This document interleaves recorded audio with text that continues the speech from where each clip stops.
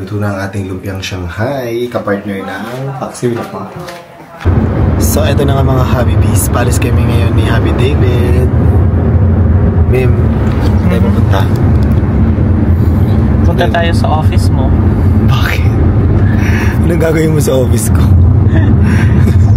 Mag-work na rin ako. Charot lang. Kailangan natin pera magiging ko ng office mate siya. Magiging office mate ko na si Happy David. Kailangan natin pera kasi mahal lang mag-baby. Since magkaka-baby na tayo, kailangan natin mag-ipon. Kailangan natin mag-work pareho, di ba? Charis lang. Joke lang yun guys. At totoo niya, na-invite kami ni Happy David para maging speakers. And we will talk about the power of gratitude and giving. And plan namin mag-share ng aming personal experience tsaka journey about dun sa topic na yun. And hopefully, marami kami ma-inspire dun sa crowd. And kakatapos na ng aming event ni Happy David. Yes. Bago kami umuwi, dadaanan muna namin yung aming friend na si Thea from Singapore. Yan, sa bahay siya matutulog at paglulutuan ko siya mamaya ng paksiw na pata pag-uwi namin. So, andito na kami sa bahay ni Happy David and with our friend Thea. Mamaya makikita niyo siya. Magluluto muna tayo ng paksiw na pata kasi hindi pa natikman ni Thea yung paksiw na pata. So, magluluto na tayo ng paksiw na pata. Napakadaling lutuin. Ang pata nandito na, tsaka tubig. Lagyan natin ng maraming bawang. Yan, pinitpit na bawang and sibuyas. So, nalagay na ako ng pork cubes, paminta, and asin. At i-pressure cooking na natin para lumambot.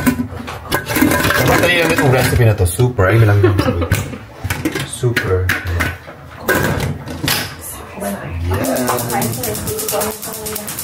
And malambot na yung ating paksiw na pata. Ayan. Nalagyan ko na siya ng suka.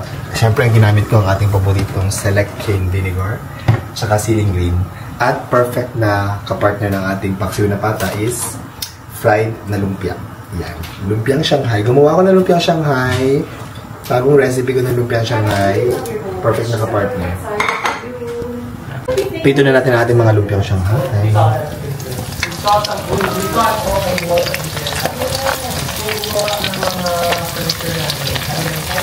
So, luto na ang ating paksiw na patang malambot na malambot. Ayan.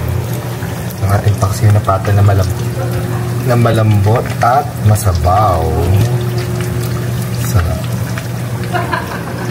Masarap to kasi masabaw. Sa amin kasi sa Quezon, ang paksiw na pata po namin walang toyo. Suka lang tapos masabaw talaga siya. Masarap hinihigop ang sabaw nito kasi maasim.